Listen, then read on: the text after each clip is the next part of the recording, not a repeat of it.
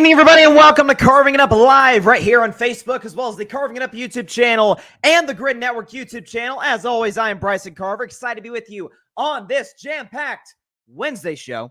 We got NBA. We got a ton of NFL to talk about. We have the start of the NBA season obviously began. The season tipped off last night. I did my NBA special. I had Nuggets in 6 games over the Boston Celtics. Still like that prediction, although I said if my Warriors make a move, then I take the Warriors to win the title, because listen, if you give Steph Curry some help along with what he has in terms of depth, the Warriors will go deep. We'll talk about the Warriors maybe later on down the road in the season when we're kicking behind. We'll talk about the Celtics, though, in just a second, why there's an aspect of that game that I really, really hated. I'll get to that in just a moment. And as for the Los Angeles Lakers, who we obviously saw history, LeBron James, Bronny James making history, first father-son duo to ever suit up together in an NBA game.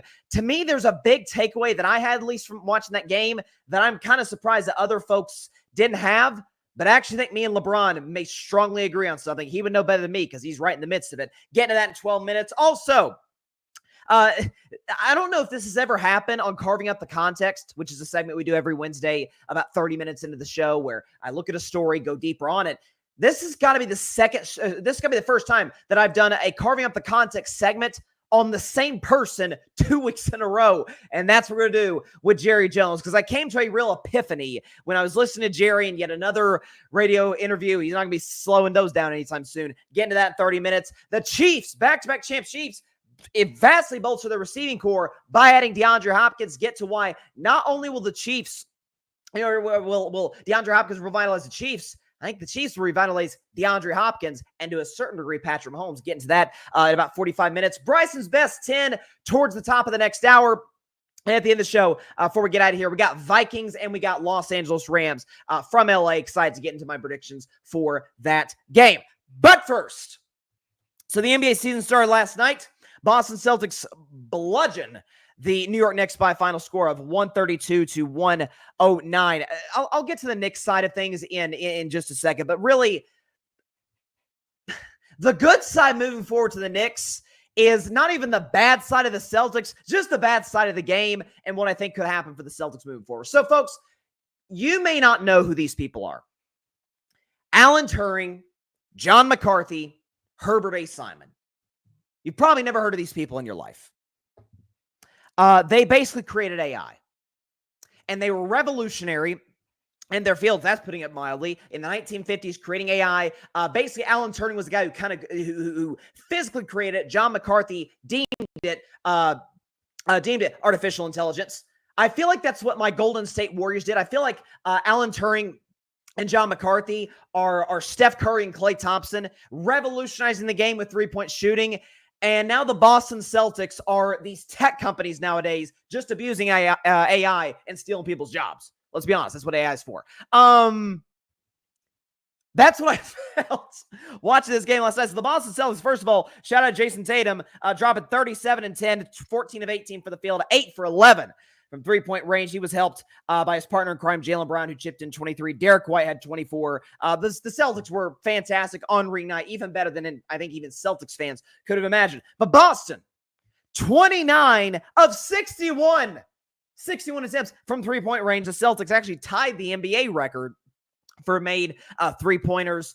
Ended up missing their final 13 attempts in efforts to break that record, to hit 30 threes in a game, which no team in NBA history has ever done. I'm watching this. I'm like, this is because I feel like in a way, the Celtics, this is going to sound so sacrilegious and Celtics fans are going to kill me for this, but whatever. The Celtics aren't great for the NBA in the sense that clearly they're the best team in basketball. They showed that all of last year, all of the postseason a year ago, smoking Dallas, who I thought Dallas could win that series. Boston put it into that in the blink of an eye in the finals, and they're clearly the favorites to win the title this year. But they have a superstar in Jason Tatum, a tremendous co-star Jaylen Brown, and a great group of ancillary, some cases the case of Derek White, all-star level talent surrounding them. But they don't have that dude. They don't have face of the league guy. Much as I love Jason Tatum and have defended him over the years, that's not his MO. Well, the Celtics can't be if the NBA wants to, if they want their champion to be somewhat interesting, it's kind of what the struggle with the Spurs. The difference is the Spurs at least had Tim Duncan. The problem is he didn't care for much for the media. The NBA can't have their best team be a great collection of talent with a superstar, but not a face of the league guy. Not even the best. The best players in the world are from the world, not from the United States or from around other countries around the world, not in the United States. Tatum's got to be the best American player for them to be captivating, and he's not. We saw that in the Olympics clearly. They can't be that, and in the same sense, they play an unbelievably boring brand of basketball. They're going to shoot a lot of threes. Now, to their credit, they're really good at it. Okay, we know Tatum, with his revamped jump shot, which looks far cleaner, doesn't have quite the hitch they used to have. Tatum's always been a good perimeter shooter. I imagine this will be his best three-point shooting year. We know Jaylen Brown can knock it down. Derek White's an elite three-point shooter. Al Horford can knock it down. Kristaps Porzingis, when he's healthy, can knock it down as well. Just look at down the roster. Drew Holiday can hit threes. A lot of guys in the Celtics can know open jumpers from the outside. But that's basically their offense. Now, they're great at it. That's not to say they're not great at it. That's not to say they're probably the single best team in the world at doing so. But it ain't great for the league. If you're going to play a boring brand of basketball in shooting in an unholy amount of three-pointers, a disproportionate to the rest of the league, you got to have that it factor, that superstar. Tatum's a superstar, but that guy who is the clear face of the league, or an absolute lock MVP candidate year in and year out, and Tatum flatly is not. That's Jokic, that's Luka, that's SGA, that's Ant Edwards. It was Stephen LeBron as recently as 5 years ago, KD to a lesser degree. Those are the guys we're looking at as potential MVP candidates. Heck, I wouldn't be shocked if Wemby got an MVP before Jason Tatum got one. And so I guess on the other side, if you're the Knicks, well, they're not. The Celtics, you imagine, aren't going to shoot that well from three moving forward. Now, are they going to continue to rain in from outside? Are the Celtics, I imagine, going to lead the league in threes made and threes attempted? Probably so. That's the way the game has changed. The analytics say you should shoot a lot of threes. The Celtics, to their credit, take advantage of that. And again, by the way, I'm not knocking them for this. I'm simply saying, for the sake of the NBA, for the viewing product, for the fans, it's not great. It's not great for the rest of the league. And so, listen, kudos to Boston. I was so funny. I was doing the 8 o'clock spot last night. Shout out to the 8 o'clock spot game show on the Grid Network every Tuesday night at 8 p.m. Eastern, 5 p.m. Pacific. And as soon as we finished that show, because we started 8, so that's 30 minutes in the games. The game's relatively tight in the first quarter. I pull out my phone. I look, I'm like, holy crap. It was like 83-57 or something like that. Celtics. So I don't think it's the end of the world for the Knicks. They just now traded for Karl-Anthony Towns. Again, the Villanova guys with Brunson, with Mikal Bridges, DiVincenzo, and Josh Hart, like, they had that connection. They had that camaraderie and the chemistry to be able to get the job done. Cat is going to take a little bit of time to work him back in, or work him into their lineup. We'll see what happens. I think the Knicks will be fine. I think they're the 2 seed in the Eastern Conference. I think they have the talent, clear talent, to be the second best team in the East. I simply don't think they'll do that because the way Tom Thibodeau coaches, he's going to run his players into the ground. I think the Magic actually are going to meet the Celtics in the Eastern Conference Finals. But kudos to Boston. They know what they want to be. There's a lot of teams that don't. Like, Boston's a talented team that has a clear identity. Those teams are scary. Those teams are dangerous. Joe Mazzulla's tapped into that. You know, it's funny. I saw Joe Mazzulla after the game at the press conference because Mazzulla, during the ring ceremony, got down on his knees and kissed the court in Boston. And they asked, the media asked him, they said, what did the court taste like? And he said, blood. It's like, man, this guy, listen, I don't want to sound sacrilegious, because there's a certain way to coach football. There's a certain way to coach basketball. But if there's an NBA equivalent to Dan Campbell, I think it's Joe Mazzulla. And kudos to him for tapping into this, because NBA coaching, not to get all nerdy about the way NBA coaches go about business, but 90% of the game is mental, is psychological, is connecting to players. 10% is X's and O's. These guys know how to play the game. They know how to play the game. Some more than others. Some have better basketball IQ, better sense of awareness of when and what to do during the course of a basketball game for 48 minutes. They know how to play the game generally. Psychologically, though, that's what separates the great teams from the talented teams who don't have an identity. And listen, I've been critical of Mazzulla over the years, but it seemed like he's kind of tapped into that. So kudos to him, and kudos to the Celtics. Man, again, it feels very much like the Celtics 3-point evolution playing off. Obviously, the Warriors were kind of the first team to, I mean, you could say the 7 seconds or less Suns offense, but how many rings did they win? The Warriors were the first team to really be successful with the 3-point shot in leading to championships. I feel like they were guys, again, Alan Turing, John McCarthy. These were the inventors of AI. And I feel like the Celtics are these giant tech companies in the film industry as well that are taking advantage and robbing folks of jobs, or in this case, robbing us of an enjoyable viewing experience. But listen, the Knicks will be fine. The Celtics have the chemistry. The Celtics were supposed to win last night. It's ring night. By the way, we actually have a stat. Alfred Parsar Jr., shout out to him, put together this stat or this graphic in terms of defending the last 10 defending champions on opening night in the last decade. They usually win. They win by a lot. Okay, you see the Celtics from this year on down to the 2015 Warriors when they were defending their title on opening night. Average margin of victory is about 12.5 points. So historically speaking, again, those teams record 8-2. Defending champions usually win big on opening night. That's the moral of the story. The Celtics did that. Listen, the problem is the Western Conference is going to be far more entertaining than the East. Again, Boston's awesome, but if you took Denver, who's another solid team in the Western Conference? If you took a team like, I think the Rockets are going to shock people. I think the Rockets will be like the 3 seed, honest to God, in the Eastern Conference, because that has no depth whatsoever. I see the Celtics and Knicks as the clear-cut contenders. Then the Magic are better than after that. Then it's Cleveland, Indiana, and then you start to get really, really thin beyond that. So there you go. That's my take on the Boston Celtics. But listen, we'll see if they're able to get the job done. I have no reason to believe. They were out without Porzingis last night. That's kind of the scary thing. You know, they were dealing with a 60% Kristaps Porzingis in the finals, and no Kristaps Porzingis last night. That tells you a lot. Let's shift to the Lake Show, though. Los Angeles Lakers, they won. Impressive win for them, 110-103 over the Minnesota Timberwolves. And there's 2 main takeaways that most people had coming out of this game. Number one, and it's the lead story in sports today. LeBron James, Bronny James, first father-son duo in the history of the NBA to play together. It was a really cool moment. Not only the fact that they checked in together, but TNT did a great job. They got the audio of LeBron and Bronny on the bench sitting next to each other right as they were about to check in the game. And LeBron was sitting next to Bronny, kind of talking his ear. He said, "You ready?" And it was like and he was kind of giving him tips like, just let the game come to you, slow it down. I thought that was a really, really touching moment. Listen, you're going to have folks out there. Listen, I hate to name drop, but I saw people like Michelle Beadle saying, this is a fabricated story, or not fabricated story, but it says inauthentic and what. Come on, man. Like this is a dad who's put in as much blood, sweat, and tears as any human being who's ever been involved with the NBA. His son's on the team. By the way, a son who before he, had a heart attack was a McDonald's All-American. So the kid has ability. He just needs more development in the G League, which he's going to get. I thought it was a great moment. So anybody poo-pooing on that, take a look at your own personal life and get your stuff together.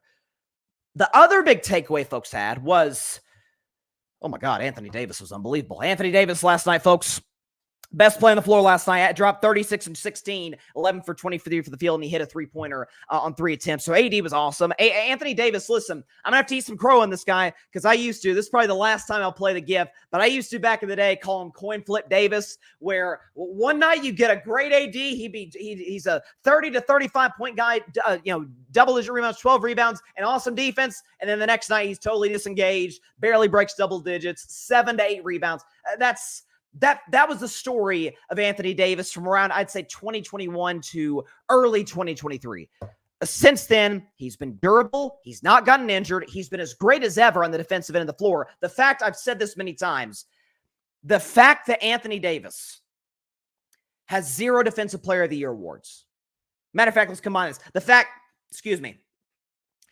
that Anthony Davis and Draymond Green have a combined 1 Defensive Player of the Year award, and the guy who was also on the floor last night who got cooked, per usual, Rudy Gobert, has 4. NBA media, you should be ashamed of yourselves. Over-reliance on analytics is not good for picking awards. But those were the 2 main takeaways from most folks who watched that game last night was, A, what a cool moment for LeBron and Bronny. And the second thing was, oh God, Anthony Davis was insane. That wasn't my main takeaway. I love the LeBron and Bronny moment, and AD did what he tends to do.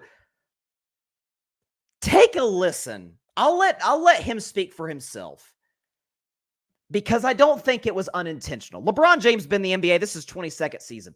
And by the way, you see that dunk in the second quarter, I think it was, by the way, when Bronny was on the floor. The guy's unbelievable. Take a listen to what LeBron said as it relates to why the Lakers won the game. Taylor Rooks asked the question, why the Lakers won the game. LeBron James, here you go. What led to success tonight? I think it was our attention to detail. We had a great game plan, and our attention to detail throughout 48 minutes was at an all-time high, so that results in us getting this win. Game plan, attention to detail. What do those point to? What do those specifics point to as it relates to a basketball team? LeBron's been in the league 22 years. He knows how the media works. He knows how they can cut up anything and make a story. He's very cognizant of what he says. LeBron James could have credited the defense. The Lakers were great defensively last night. He could have credited Anthony Davis for dominating the game the way that he did. He could have even said, hey, first and foremost, it was so awesome to be with my man right here. Kind of pulling Bronny in this cool father-son moment. He could have done any of those things. But he said, our game plan, attention to detail. Well, that's coaching. That's JJ Redick. I think, listen,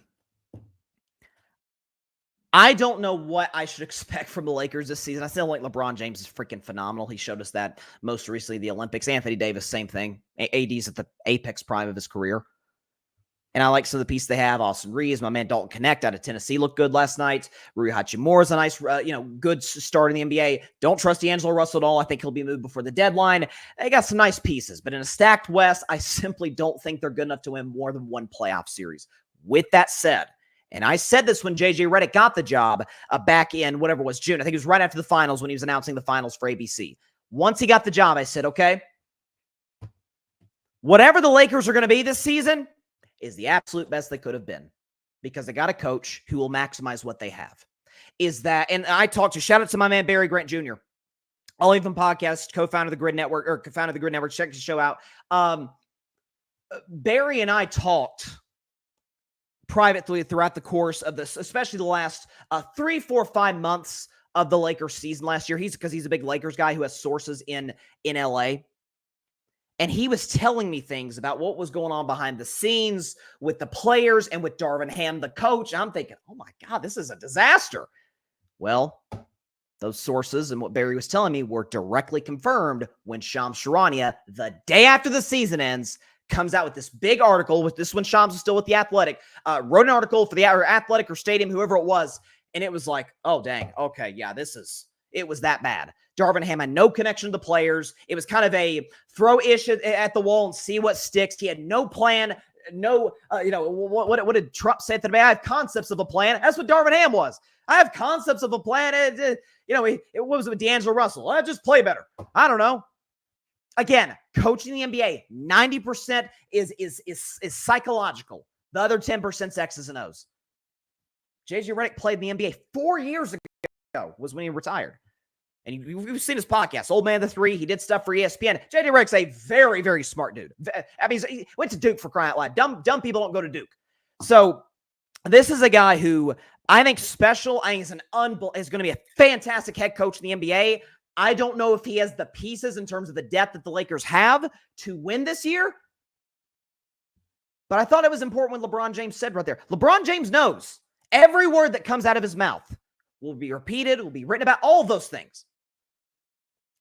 LeBron, what led to you guys having some success? He could have said defense. He could have said Anthony Davis. He could have even paid tribute to Bronny.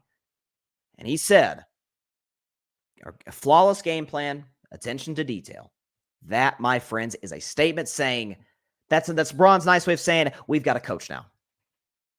I thought, and the reason I thought the Lakers' ball movement, you could tell a difference between last year's Lakers and this year's Lakers last night within 2 minutes of watching that game. 2 minutes after tip.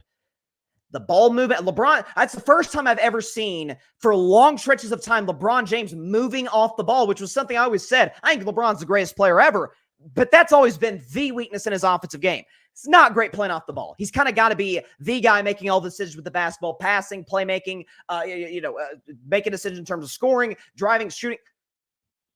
LeBron's setting screens.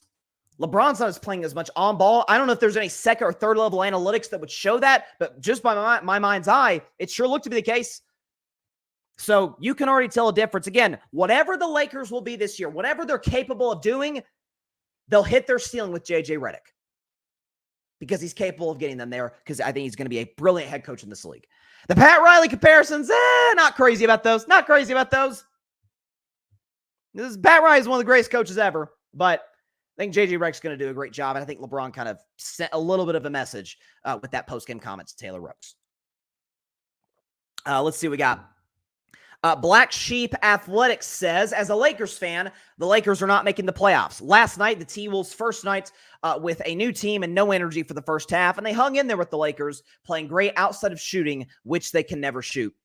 And he says LeBron off-ball should have happened years ago. And listen, the LeBron off-ball thing, the only thing I think that would have, I think when LeBron was at his absolute prime, which I think lasted from around, say, 08, 09 to about 2020, I think he had about a 12-ish year prime. It's not to say he hasn't been great since then, but 2020, that 2020 run in the bubble when the Lakers won the championship, I still feel like LeBron was the clear and obvious best player in the world.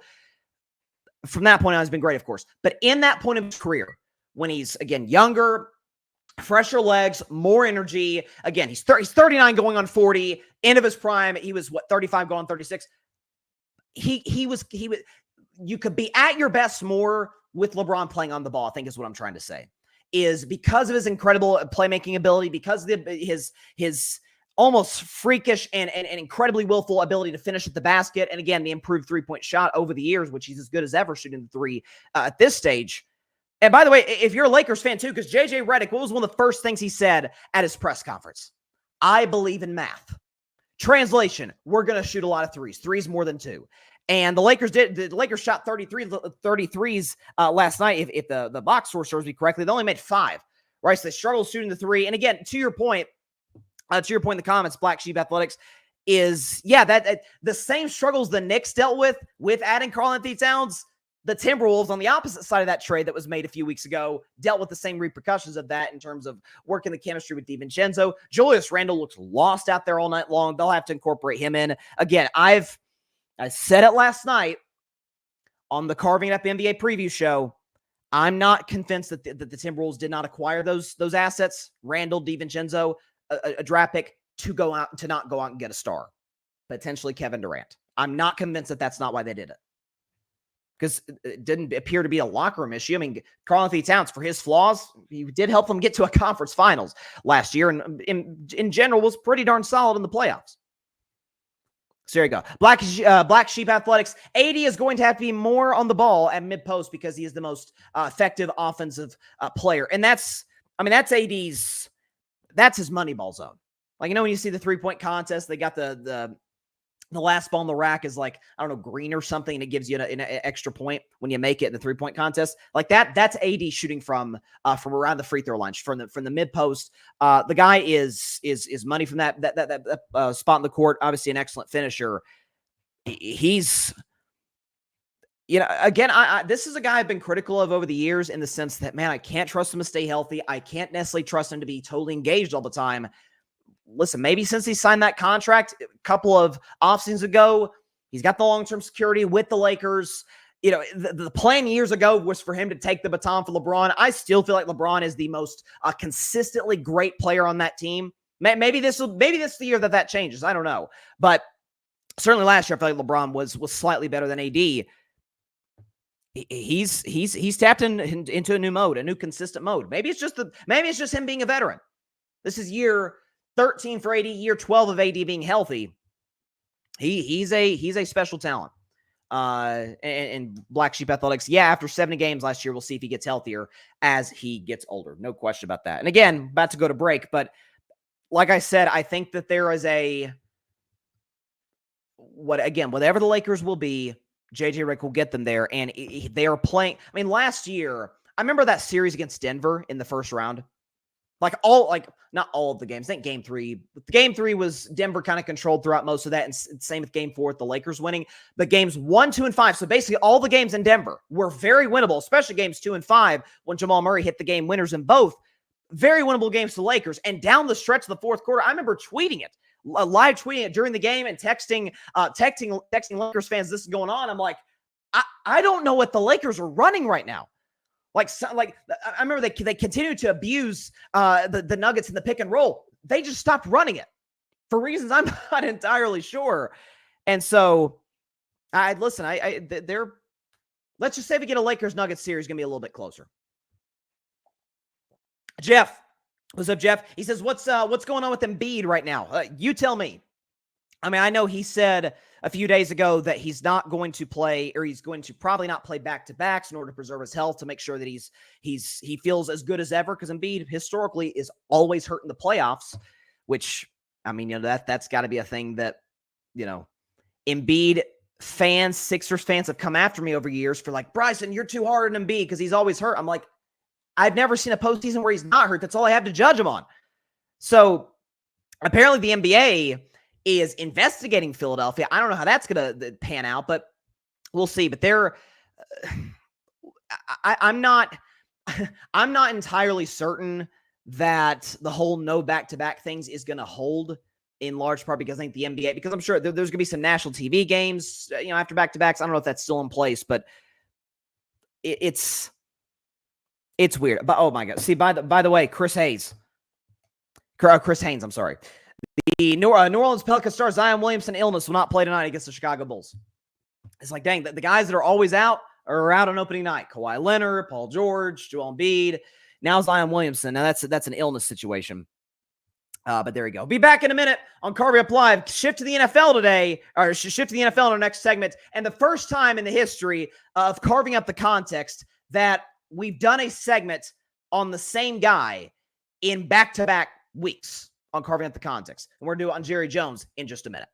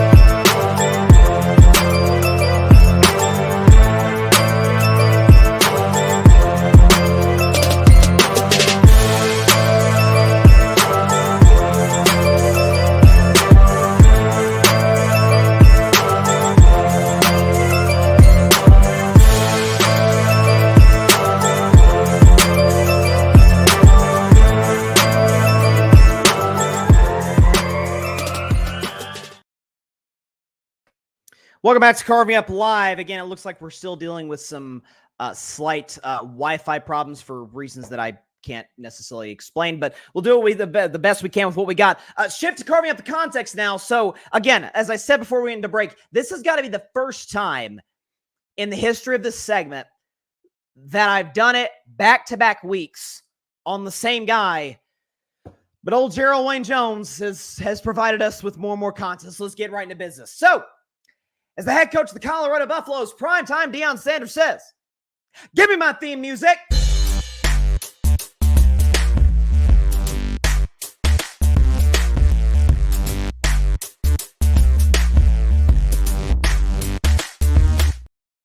On this week's edition of Carving Up the Context, we're going to be talking about those Dallas Cowboys. How about them Cowboys? Yeah!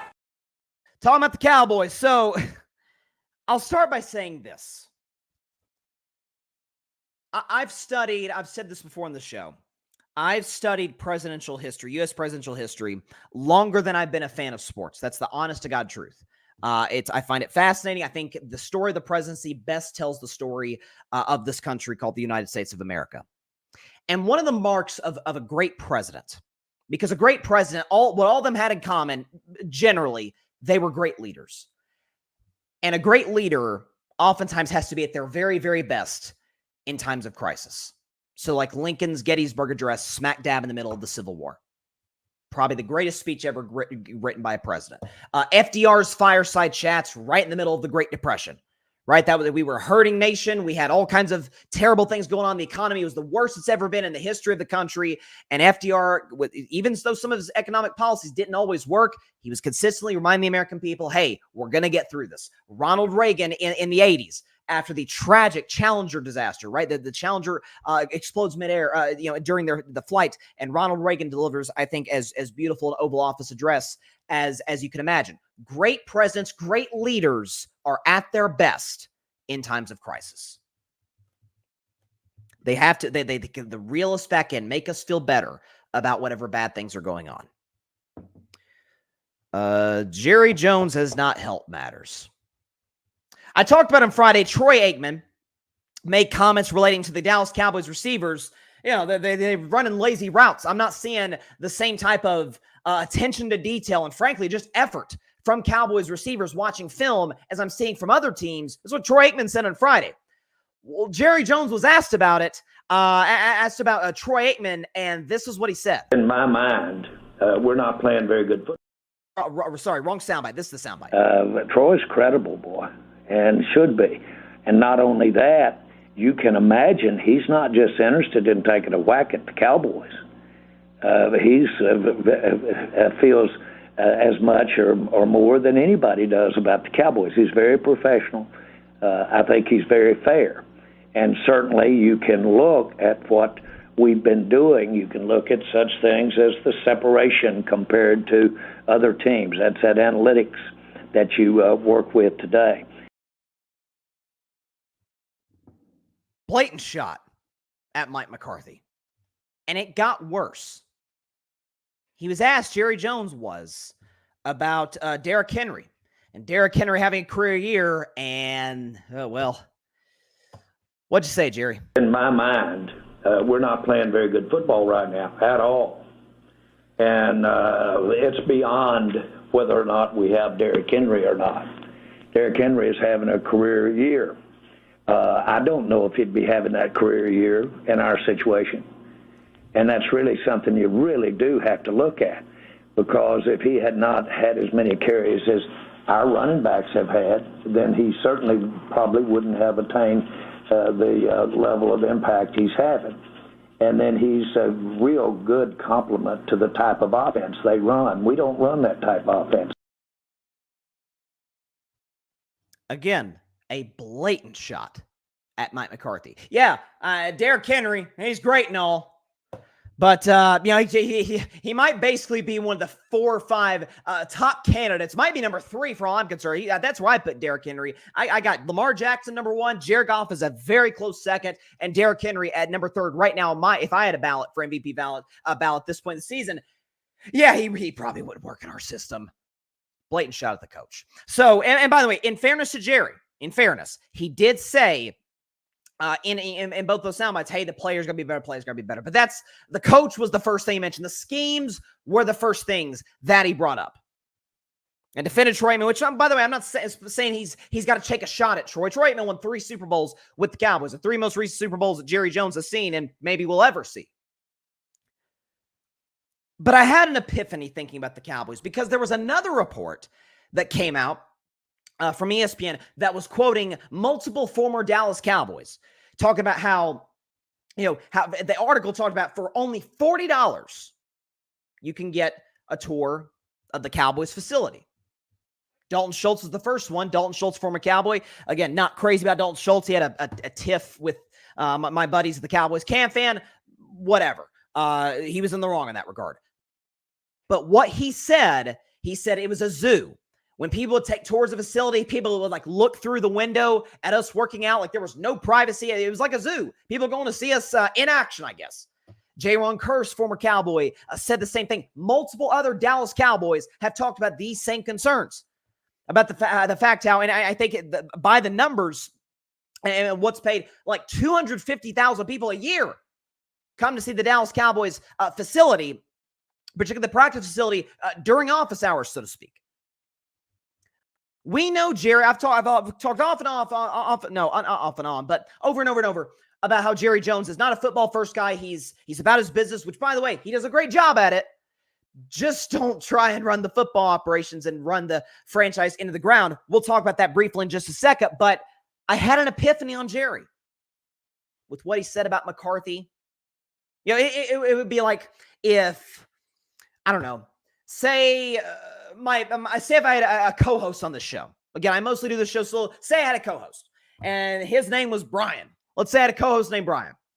And, a former coworker of mine said, hey, Brian's on-air cadence and his tone and his takes, they're not that great. Kind of lazy. And if I came on the show and said, this guy is really credible, it's just a blatant shot at my co-host. That's what Jerry Jones he just kneecapped his head coach, Mike McCarthy, who's far from perfect, but is in a tough spot right now where what's McCarthy going to do? Diss his boss? He's in a tough spot here. The epiphany I had on Jerry and the Cowboys is simple. With Jerry Jones running the business the way that he runs it, you can't have leaders. How can Mike McCarthy lead after comments like that? How? Mike McCarthy can do the best job that he is capable of doing, of coaching the Dallas Cowboys, putting together the best game plans they can come up with, and maybe Dallas will, who knows? Maybe Dallas will be, I think Dallas is going to get rocked by San Francisco, but who knows? Maybe they upset them.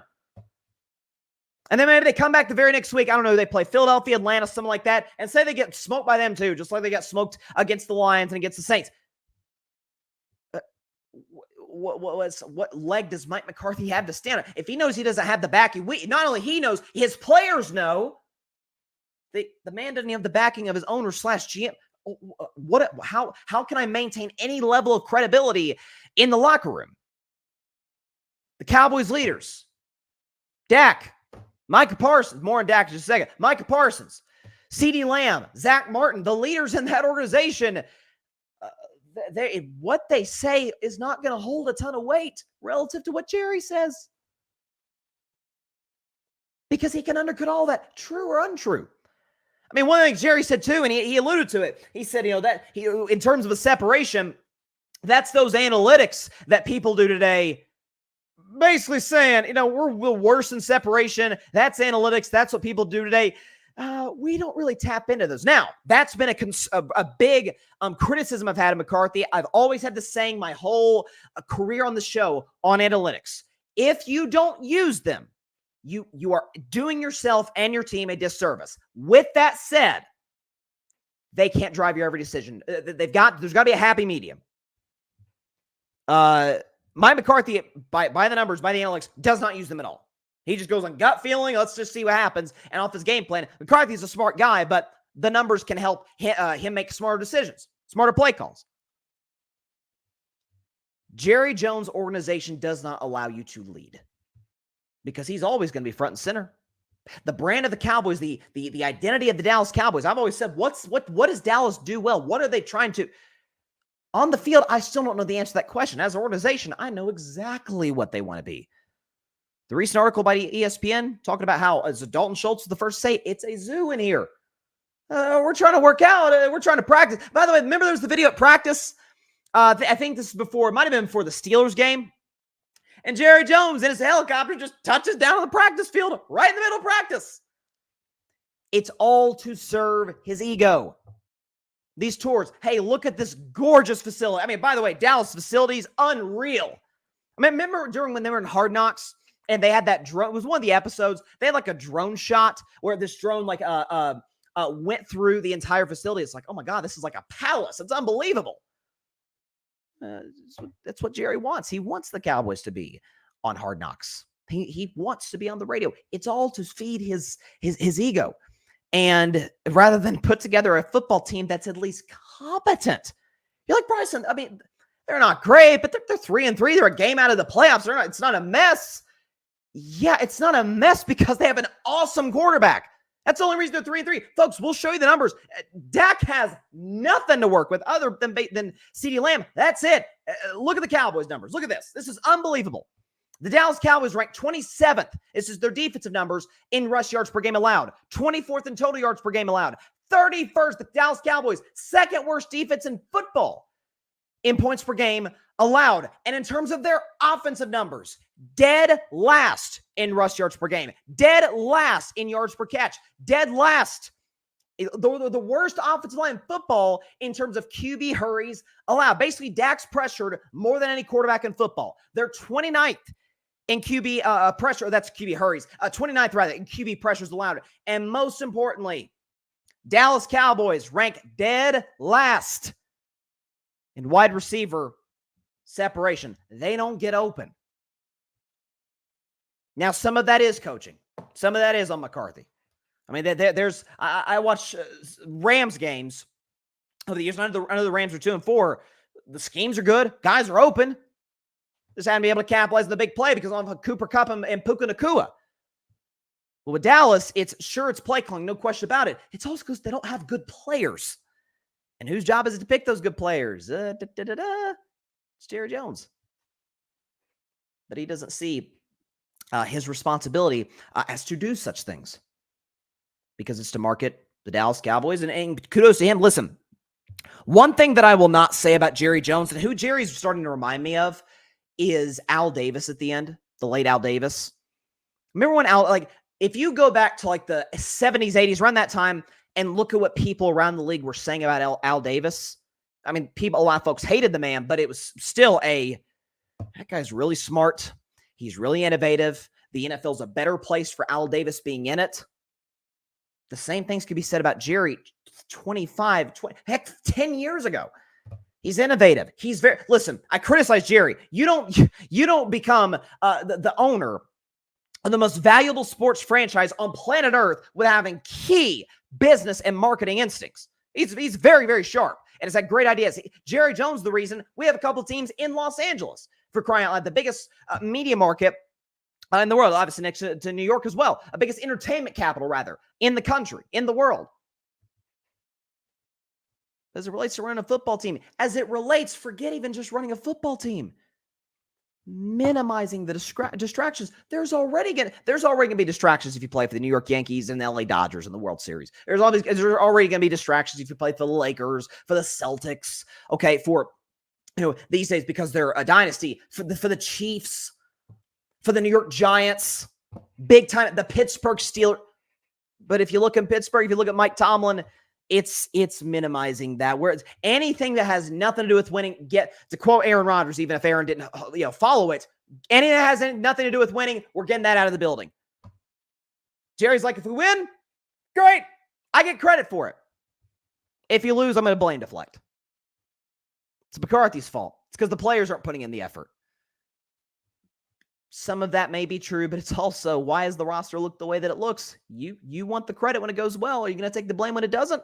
So, this was the edition of Carving Up the Context. Yeah, I mean, we could show the numbers again. I mean, that's what Dak's working with right there, folks. They're the least talented offense in the National Football League, next to New England, and defensively, they're an utter disaster. It seemed like they missed Dan Quinn more than we may have previously thought. So, Carving Up the Context. Second straight week doing it on Jerry Jones. Guys in Dallas can't lead because anything that they'll say, any message they try and send will be immediately undercut by the owner and the general manager. It's such a faulty business model. I mean, that's why, listen, folks may not know this. I tell the story all the time. Like, used to be a Cowboys fan, but in the middle of the 2020 season, because I was a big Dak guy simultaneously with being a Cowboys guy, so it was like 2016 when Dak was drafted, 4th round pick 135, as God himself is my witness. When they said the Cowboys take Dak Prescott out of Mississippi State, and I'm a Tennessee guy, but I just love the way Dak played and conducted himself in college. I was literally jumping up and down in my basement watching the draft. I've loved this guy from day one. And so when Jerry, despite other quarterbacks who clearly weren't as good as Dak, like a Carson Wentz, like a Deshaun Watson, got the bag, Dak didn't, And then Dak breaks his ankle in heartbreaking fashion. I'm like, okay, screw this franchise. I'll pull for Dak for the rest of his career. Screw the Cowboys. I got to go elsewhere. That's why I became a Steelers fan.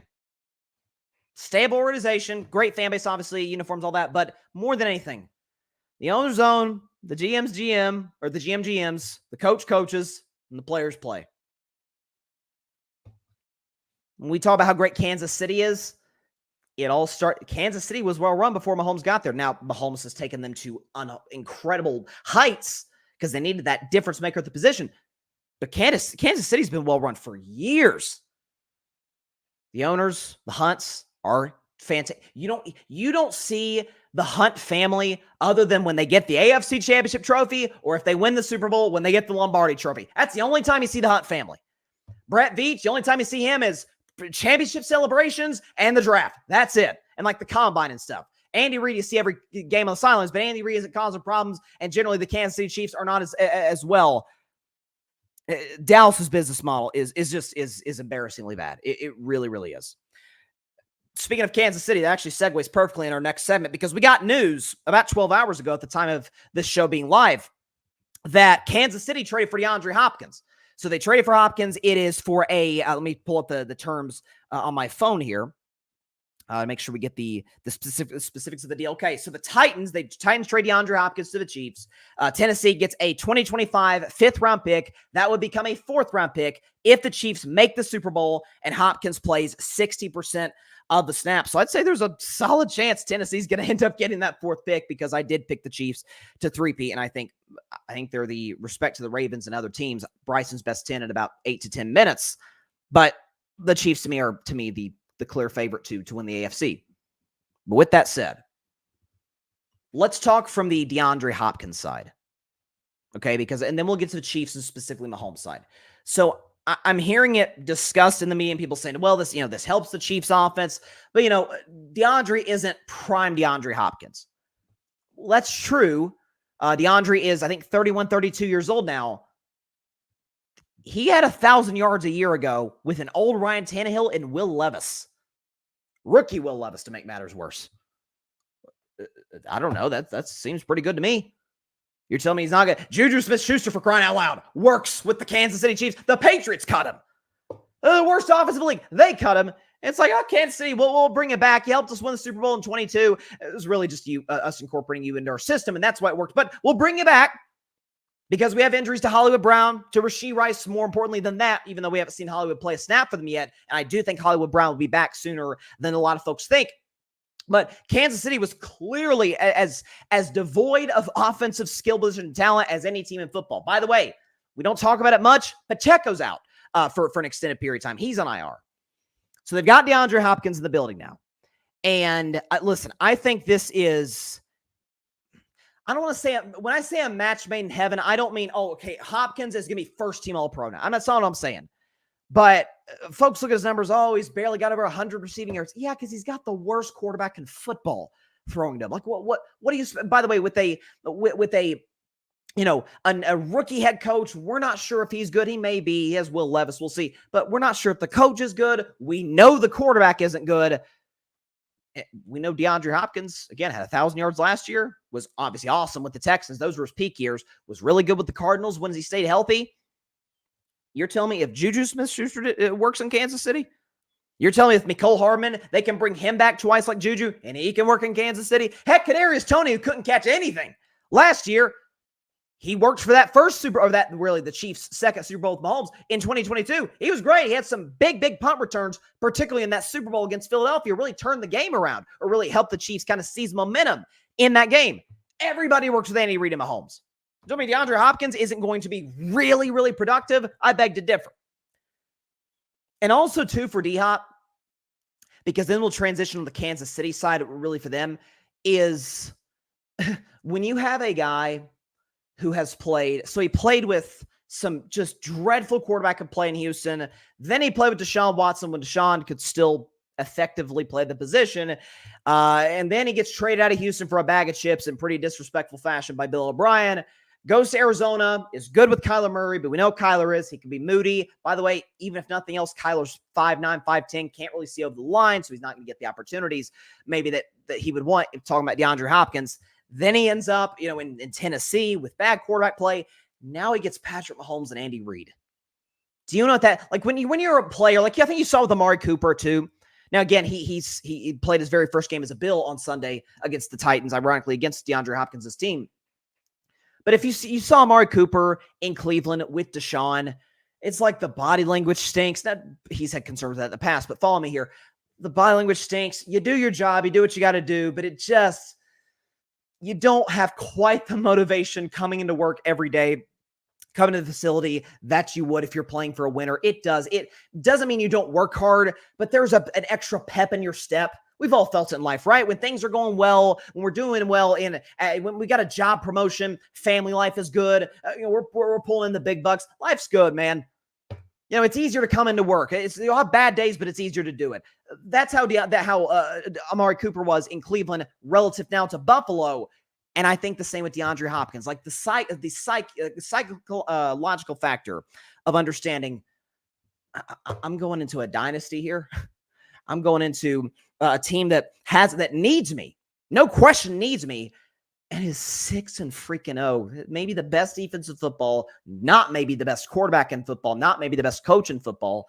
And I'm valued here. I get to work with the best of the business. I get to maybe win my first ring late in my career.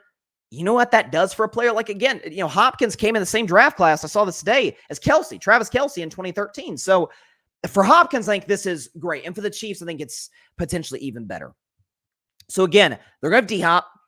Xavier Worthy's going to be their deep threat. Xavier Worthy is talented, is fast. I'm not sure he would have worked anywhere else. He's very fast. I just don't trust him physically. I'm not sure he works anywhere else other than Kansas City with Andy Reid, which is why it was a solid pickup by them.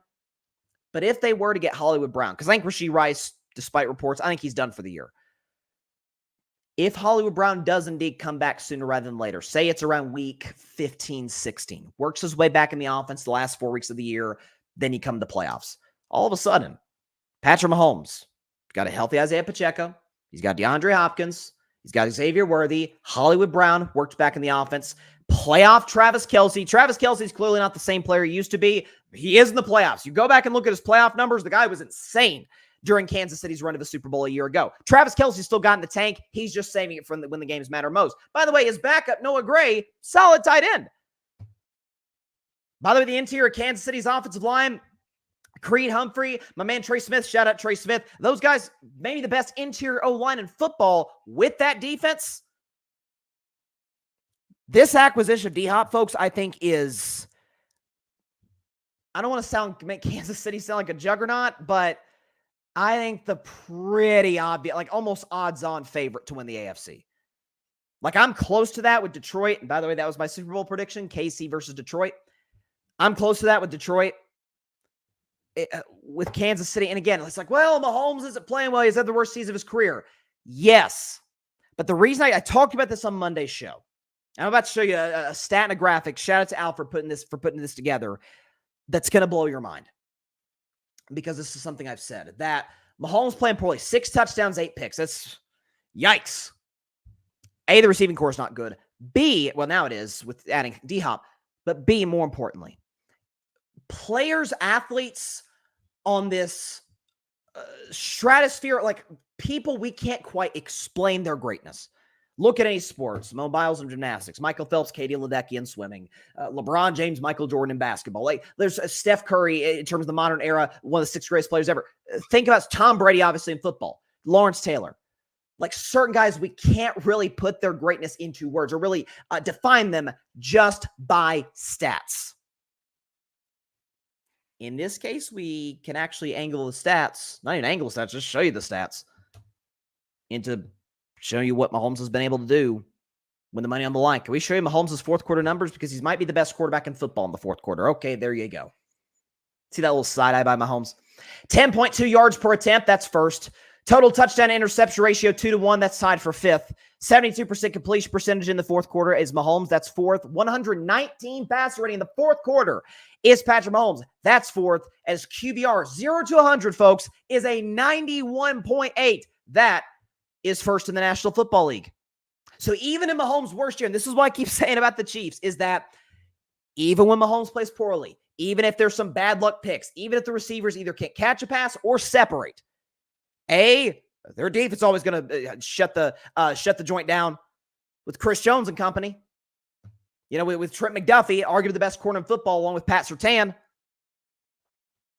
Defense can be great. Andy Reid's always going to be on his P's and Q's. Spags obviously run the defense, can be great. This gets on people's nerves, but it's just true. Again, the numbers show it. With the money on the line, not a team in football you'd rather play in that spot. It's not. Close out Buffalo in the fourth quarter of the divisional round. Closed out Baltimore in the fourth quarter AFC title game. Closed out San Francisco in overtime. Closed out Baltimore on opening night. Closed out Cincinnati, or won a game-winning drive against Cincinnati in week 2. Closed out the Falcons on defense. Closed out the Chargers on defense. Closed out the Niners on defense, and by Mahomes making incredible plays with his legs. Like there's an art. I say it over and over. There's an art to winning. What's the old saying? Coaches say this all the time. Like more teams lose games than win them. And basically what that means is any game's there for the taking. It's just whether you're going to take advantage of it. Well, the Chiefs always do. Give them an opportunity. They're going to come through. You know, they'll slip up occasionally. The Chiefs aren't going to go undefeated this year, but by and large, close game, not a team in the NFL you'd least rather face than the Kansas City Chiefs. And Mahomes' numbers show it. The addition of Hopkins is going to be critical. It really, really puts him in a spot where what is currently a bad receiving core, come playoffs, once we know Kelsey is going to step his game up in the postseason, given, again, this is all health permitting, knock on wood, the interior of that O-line, I think Pro Football Focus graded it as the best in football, with Xavier Worthy in the number 3 role as a receiver, with Hollywood Brown worked back in the lineup by the time the playoffs are here, with DeAndre Hopkins, Noah Gray is a solid backup tight end, Isaiah Pacheco. Listen, in that defense, I just don't see, as talented as Baltimore is, and I'm about to get into Bryce's best 10, the Bills, I think, are actually better this year than last year, and they almost beat the Chiefs last year.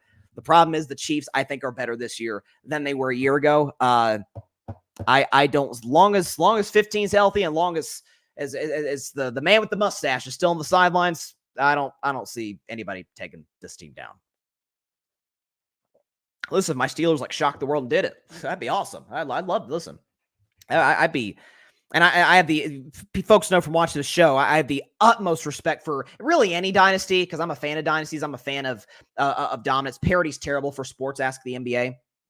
But, terrible for pro sports. For college sports, it's actually great. But there you go. Checkmate Beans.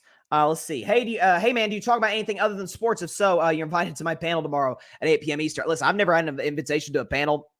I mean, yeah, sure, I talk about things other than sports. But, you know, end of the day, I hate to tell you, my man, but I unfortunately will not be able to make any panel that you have, because I am taking at 8 p.m. So there you go. Speaking of 8 p.m., big game tomorrow night between the Minnesota Vikings and the Los Angeles Rams that we'll predict later in the show. Make sure I got that right. Okay, just wanted to double check that because, okay. There we go. Okay. Okay, shift.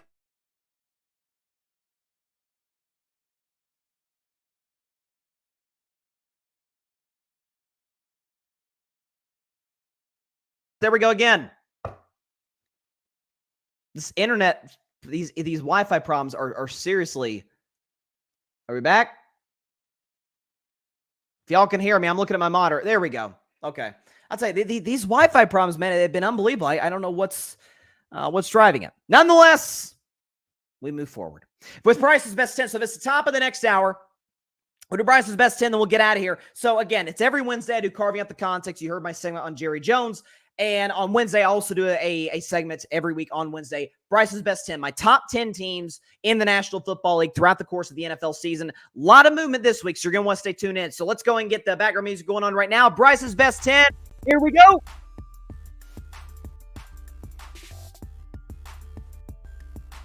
We will start at number 10. The 10th best team in the National Football League is the San Francisco 49ers. The Niners are the 10th best team in the National Football League, and here is why. So they didn't move from last week. I know they're 3-4. I get it. And I've been as critical of Brock Purdy's terrible, awful play in the second half of games that he trails. He has a pass rating of 58 for crying out loud. Here's the thing, though, for San Francisco. This is a get-right spot for them. I feel like this is kind of a crossroads moment for the 49ers. First of all, the NFC West is wide open. Listen, Seattle, spoiler, not in this week's edition of Bryce's Best 10. I just don't trust Geno Smith in the long run. The Cardinals, I don't trust Kyler in the long run either, and the Rams are just too beat up right now to really make a deep run to win that division. It's right there for San Francisco against a team they've owned, and I think they're going to get the job done. No brain on Ayuk, but you got the two young wide receivers, in particular Ricky Pearsall. Great to see him on the field. God bless him. Obviously shot in the chest before the year. I think he'll work his way back in the lineup sooner rather than later. I think personally, this is just, I don't have any sourcing. I think Deebo Samuel's going to play this week. He's had pneumonia. I think he's going to be revved up and ready to go. George Kittle's still great. McCaffrey's going to be back sooner rather than later, and they've got the best left tackle, heck, offensive lineman, for that matter, in football, and Trent Williams, and that defense is special. It is. They've still got Fred Warner, who's fantastic. They got this kid. I was watching for the first time really shine, Mustafa, who, Mahomes trucked him in the fourth quarter, but he's a hard-hitting player. On San Francisco defense. Nick Bosa's awesome. They still got plenty of pieces in that defense. Kyle Shanahan, everybody wants him run out of town apparently right now from what I'm hearing in the national media. San Francisco's really talented. Now, if they lose to Dallas, who has virtually no talent other than at quarterback and wide receiver, they're basically screwed. I would almost go so far as to say that they are out of the Super Bowl contending mix. Not going to go that far right now. The Niners are the 10th best team in the National Football League. At number 9, back in Bryce's Best 10 after a brief absence, it is the Washington Commanders. The Commanders are the 9th best team in the National Football League, and here's why. So I get it. Jaden Daniels is out, suffered a rib injury early in that game against Carolina. That said, Marcus Mariota is a good backup quarterback. Low in starter, high in backup. I put him in that category. He's pretty good. He fits. Again, he's a great backup for Jaden Daniels. He's kind of like an older, slightly less mobile Jaden Daniels. They've still got the weapons on offense. They've still got an elite running game. I know the defense has played okay. Again, they played well against Carolina. It's still Carolina. I'm going to put a little asterisk next to that. But at the same time, this might be the most not talented, but productive offensive National Football League. Cliff Kingsbury may not be a great head coach. He's a great offensive coordinator. He's doing his thing with the play calls. Every time I watch the Commanders, they have guys wide open running down the field. Jaden Daniels has been very, very accurate.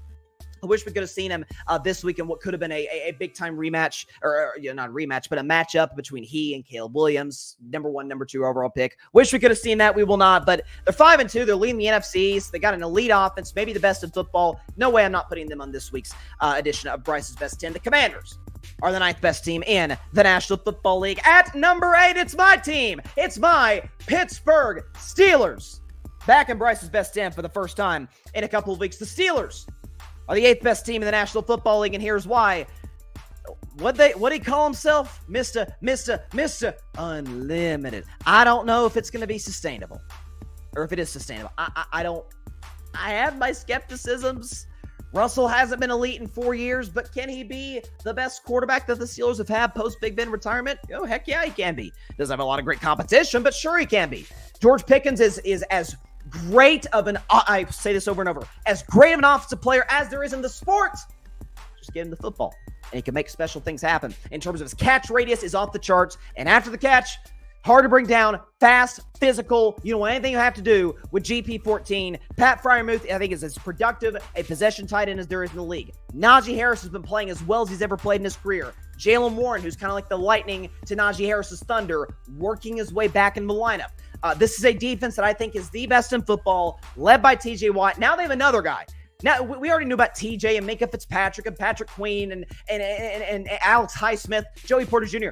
Now they got this kid, Beanie Bishop, who had 2 big-time interceptions off of Aaron Rodgers, one off a bad errant throw, one off a drop pass by Garrett Wilson. He's a ball hawk. He's everywhere he needs to be. There's nothing not to love about the Steelers' defense. Offensively, just be efficient. Just protect the football and give the quarterback, the O-line, which is my main concern in this team, give Russell Wilson time to cook to the best of his ability. If you do that, Steelers are pretty good.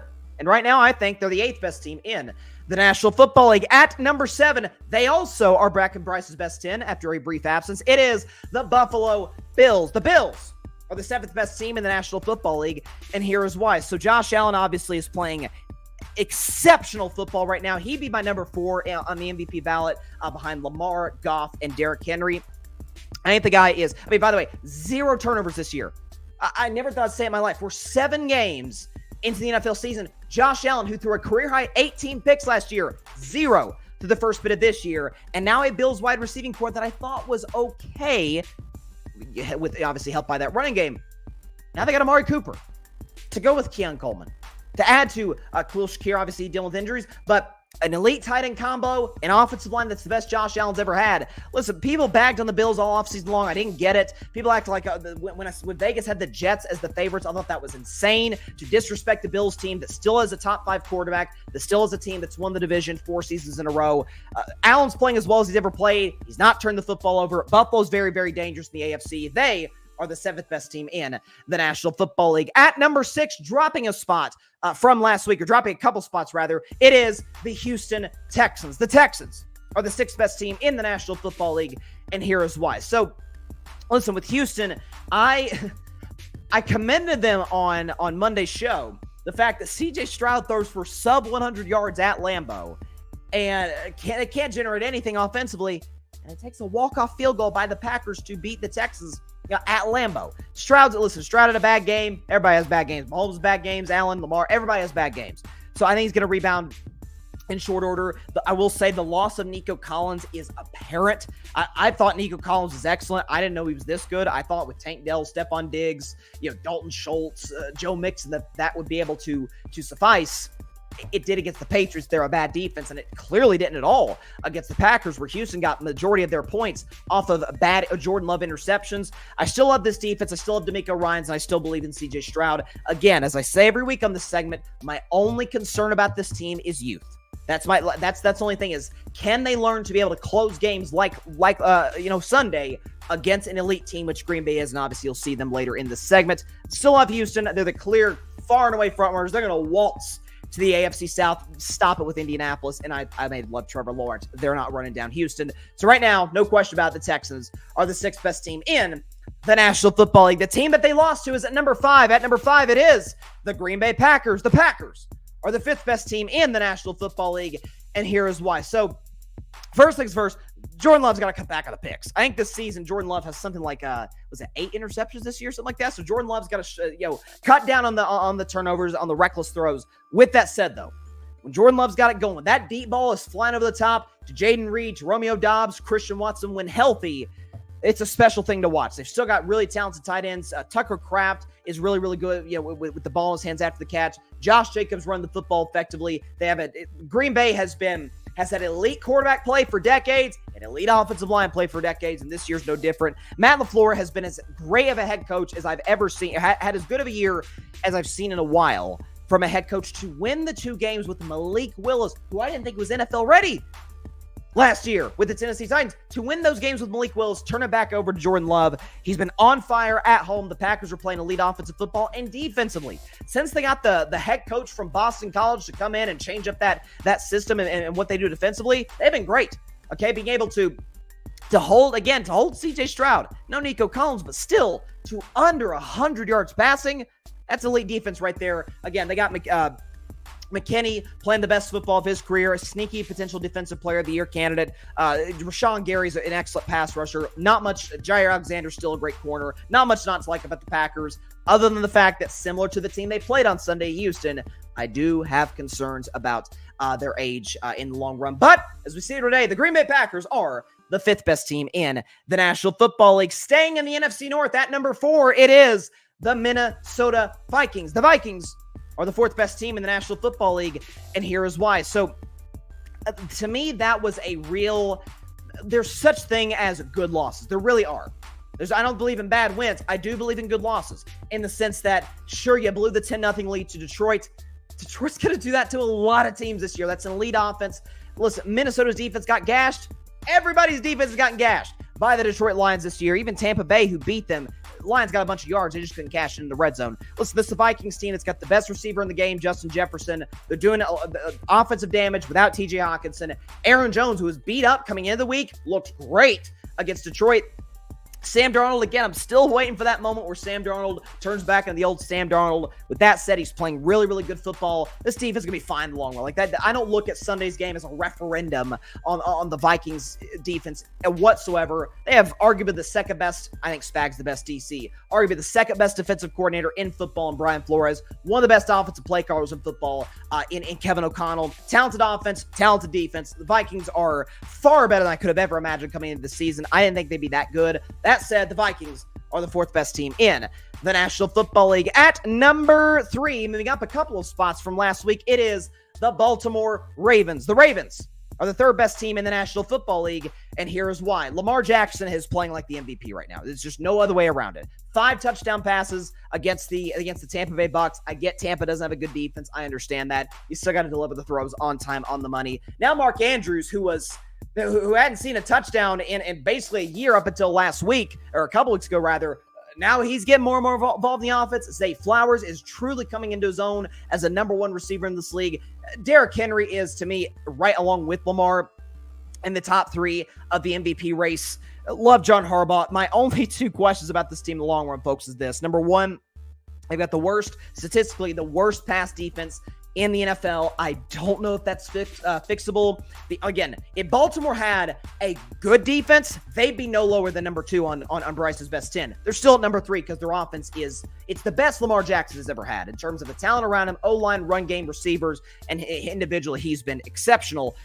But also, too, Baltimore has this really bad habit of it not being able to close out teams. It cost them against the Raiders in week 2, a team they should not have lost to. They almost blew a game to Dallas, and the Tampa Bay Bucs game, they're smoking Tampa Bay, only end up winning the game by 10 because they can't get stops on the Buccaneers offense, which was beat up obviously on Monday night. So love Baltimore's offense, love Lamar Jackson, have for his entire career. Do have concerns about the defense, but the Ravens are the third best team in the National Football League. And then we go back into the top 2, which has remained the same every single segment, all 8 of Bryce's best 10 in this 2024 season. But we'll talk about them anyway. At number 2, it's my NFC title pick, the Detroit Lions. The Lions are the second best team in the National Football League. Dan Campbell, what'd y'all do again? Kneecap.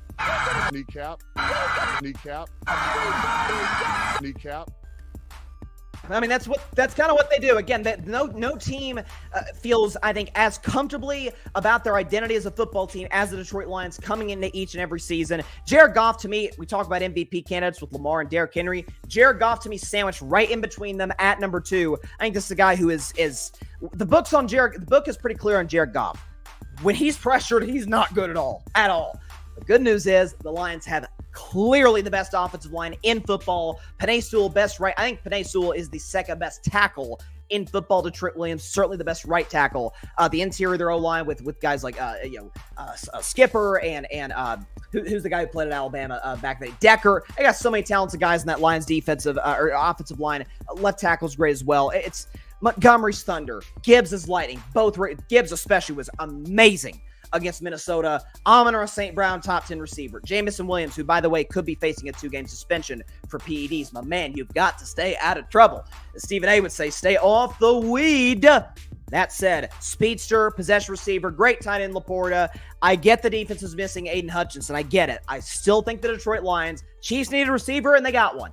Lions need a pass rusher. I think they'll get one before the trade deadline in a couple of weeks. The Lions, to me, the clear-cut favorite to win the NFC. As I've said from the jump, they haven't moved from this spot in the list, number 2, and they remain there. The Lions are the second best team in the National Football League. And again, number 1s remain the same. It will continue to unless something changes. At number 1, it is the back-to-back champion Kansas City Chiefs. The Chiefs are the best team in the National Football League, and here's why. Well, I don't know. They're 6-0, and they just got better.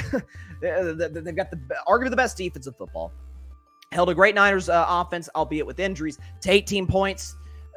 Patrick Mahomes is, for his offense, for his statistical woes, 6 touchdowns, 8 picks. Statistically, we can show you the numbers again because of a segment we did earlier. The best fourth quarter quarterback in the NFL this season. Efficient, not turn the ball over in the fourth quarter. Yards per attempt, he's number 1. They just added DeAndre Hopkins. And down the road, they're going to get back Pacheco and Hollywood Brown. Andy Reid's the best coach in football. Steve Spagnuolo's the best defensive coordinator in football. There's no team has mastered the art of winning the way that the Kansas City Chiefs have. They are, to me, absolutely, with adding D-Hop, they made Juju Smith-Schuster work in this offense. Mecole Hardman, they can't make DeAndre Hopkins. He may not be the old DeAndre Hopkins. He did have 1,000 receiving yards last year. Not much not to like about this Chiefs team. The Chiefs, once again, are the best team in the National Football League. There you go. And we'll go and show you the top 10 right here. Top 10 teams in the NFL going into week 8. Chiefs at number 1, or actually we usually go backwards. So at number 10, the Niners, followed by the Commanders, my Pittsburgh Steelers, the Bills, and the Texans. And in the top 5 on up, is the Packers, Vikings, Ravens. And number 1 and 2, once again, it's remained the same. It's been consistent. They have shown me no reason not to move them from where they've been at since week 1. Number 2, the Detroit Lions, who will win the NFC. And number 1, the Kansas City Chiefs, who will again win the AFC. By the way, I found this really interesting. And then we'll go to break and come back and predict Minnesota Vikings and Los Angeles Rams. I found I found the did you guys see the Robert Saleh thing? So Robert Saleh earlier today was seen at Packers practice. Robert Saleh, obviously fired by the Jets a couple of weeks ago. And again, we've known this for years that he actually, Mike LaFleur, who I imagine is related to Matt LaFleur, was actually the Jets OC and did an okay job given what he had prior to Nathaniel Hackett being brought into the building and screwing up the Jets offense starting in 2023 before he was demoted after Saleh's firing. But with that said, we know Matt LaFleur, Robert Saleh, good friends. I think they were on a coaching staff. I forget where it was, but I think they were on the same coaching staff years ago. They're really, really close friends. And Robert Saleh was seen with LaFleur at Packers practice. So again, listen, the first and foremost thing is Saleh's for all his failings as a head coach of this league, and he wasn't good. Man could coach defense. We saw what he did in San Francisco. We saw what he did with the Jets. For all their faults, their defense was always great. With Saleh, but so we know he's friends with Matt LaFleur. He can coach defense, and he's any coaching staff that adds Robert Saleh in a defensive coaching role got better.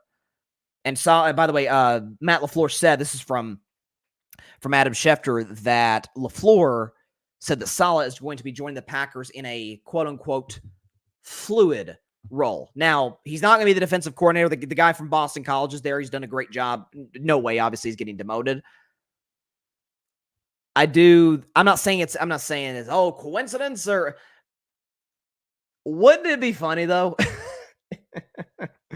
I'm such a jerk. I try not to be. If Robert Saleh, yeah, we know he's friends with LaFleur, but goes to the team that Aaron Rodgers started to show his decline with. Obviously, Aaron was great with the Packers for so long. But Aaron goes to the Jets with Saleh. Aaron, don't care what he says. Does Aaron Rodgers have a history of telling the truth? Come on now.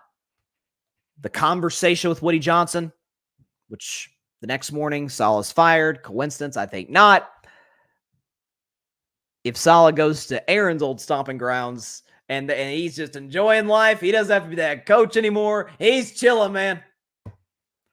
Meanwhile, Aaron and the Jets are in the midst of a 7-10 season. That would be, that would be kind of interesting. I'm not gonna lie. I'm not saying he's doing it to spite Aaron. I really, he's looking for work. He wants to coach. He's good at it on the defensive side of the ball. His buddy Matt LaFleur is like, hey, come on in. We can bring in some kind of role, friend doing another friend to solid. So, but the fact that it is the Packers does make it a little bit more juicy, if you will. So there you go. All right, be back in a minute to predict the Rams taking on the Vikings, what should be a very interesting Thursday night match. I'll be back in 1 minute on Carving It Up Live.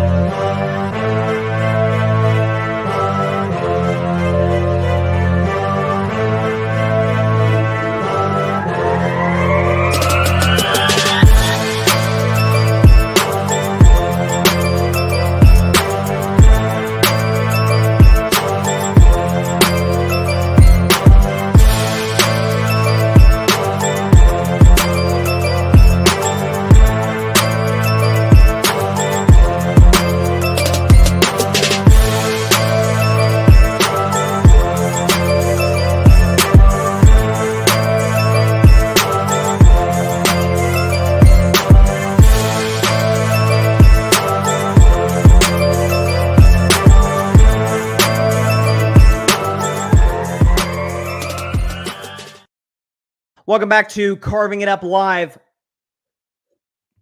Got a fantastic matchup on tap tomorrow night between a team that I didn't think was going to be any good in the Minnesota Vikings, or at least I thought they'd be the best last place team in the league. I thought they went around like 6 games or so. They were talented, but I didn't think Sam Darnold would do anything. Well, Sam Darnold's actually been pretty good, far better than I think any of us, even Sam Darnold's biggest fans, could have possibly expected.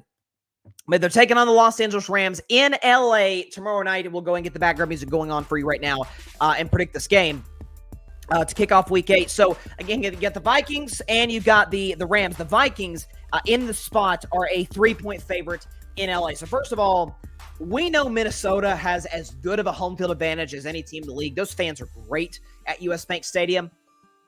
I'd imagine there's going to be more Vikings fans than Rams fans. Because we talk about, the Chargers have no fans and nobody goes to Chargers games. I don't know. The Rams, every time they play a home game against San Francisco, gets vastly outnumbered. Against the Raiders, they get outnumbered. I could see a situation in which the Vikings do the same with the Rams. So, in effect, this could very well be a pseudo-road game for Los Angeles. Here's first and foremost. Looks like Cooper Kupp's back. And that is gigantic for Rams team. I had LA winning the NFC West. I really did. I had them eking out San Francisco, winning like 12 games or so, winning the NFC West. Clearly, they're not going to win 12 games, but Matt Stafford's still good. I'm hearing trade rumors that Stafford could end up with the Vikings, which to me makes zero sense whatsoever from a long-term sense, and because you got J.J. McCarthy as your potential heir apparent, your franchise quarterback, but Sam Darnold's playing well. If you bring in Stafford, Darnold, I guess, is a good back. I don't know. Maybe it's just for a one-year plan. I don't see that happening. Frankly, I just don't see the Rams giving up Stafford. That's their one saving grace at this point. I think he's still a top 10 quarterback in the league any given Sunday. They've got Cooper Kupp hopefully coming back. I still believe in their offensive line when healthy. Defensively, listen, we know the Rams are far from perfect since losing, obviously, the defensive coordinator, Raheem Morris, the Atlanta Falcons. Sean McVay's great. Matt Stafford's great. I'm the vibes around this team are weird. They really, really are, in the sense that you're not dead. The NFC West is wide open for anybody to take. All 4 teams have a shot to win that division, as we see here today. And the Rams are getting Cooper Kupp back, and yet the Chiefs and Rams could have made a deal sending Cooper Kupp to Kansas City, but the Chiefs did not want to give up. I think the Chiefs didn't want to pay part of his salary, which the Rams are going to pay. Whatever the case may be, Cooper Kupp, as we see here today, with all the trade rumors, is still a Los Angeles Ram. If LA wins this game, maybe it turns around their mindset in this season that they can do something. And I think they will. I'm going with the upset. Give me the Los Angeles Rams by a final score of 24-23 in it's not really a high score affair, but a close game, down to the wire game against the Vikings. This to me is the LA Rams season. And listen, they have some games down the road that are going to be tough wins. Again, they got Seattle, they got the Dolphins potentially with Tua back, the Buffalo 49ers, Cardinals. There's some tough games down the stretch for LA. They have got to start trying to stack up these games to be able to put themselves in position to have a shot to win the NFC West. I think they'll do that. I think they'll beat the Vikings. Minnesota will lose their second straight, I believe.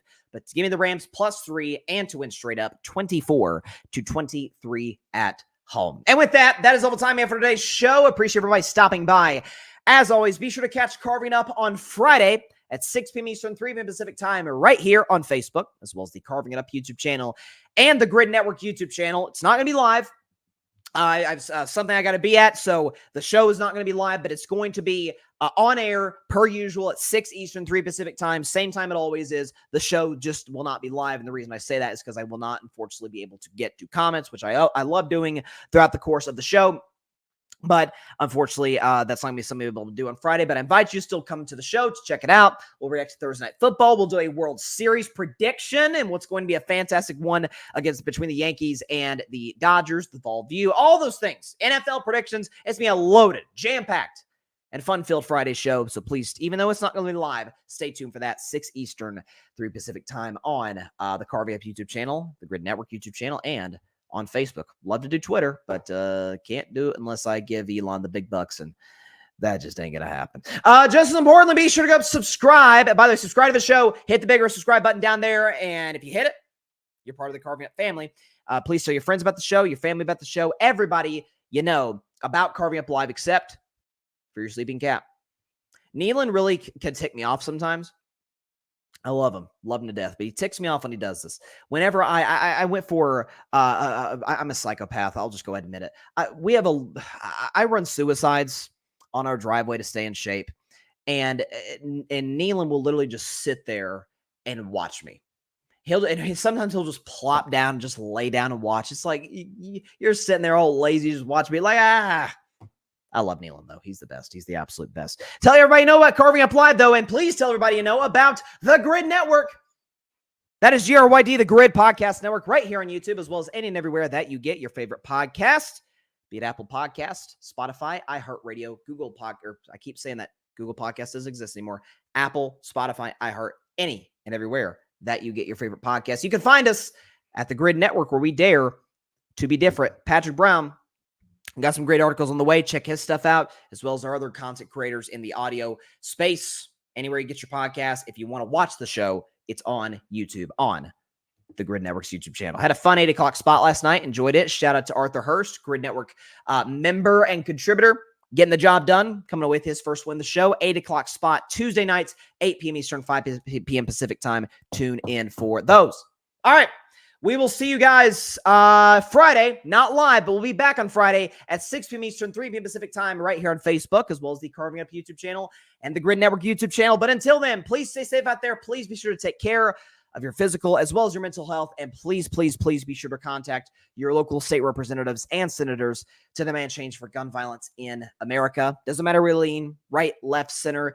This is an issue that affects every single one of us as Americans on a day-to-day basis. And no matter what anybody tries to tell you, oh, it's not a problem, only there's only one solution to the problem, both are BS, both are not true. It's a huge problem that needs a number of nuanced solutions to solve it, especially this being election year. Listen, if there's anybody on the ballot, by the way, get out there and vote. Get out there and vote. It's the number one patriotic thing, at least the very least we can do as Americans, is get out there and vote. But if there's anybody on the ballot that doesn't show any sort of sense of urgency to address this problem of gun violence, vote them out or vote against them, because we have to address this ASAP, as soon as possible, to protect the people in this beautiful country. See you on Friday. World Series prediction, Vol View, reaction to Thursday Night Football, and NFL Week 8 predictions. I can't wait. I'll see you then. Stay safe out there, everybody. God bless y'all. Peace out.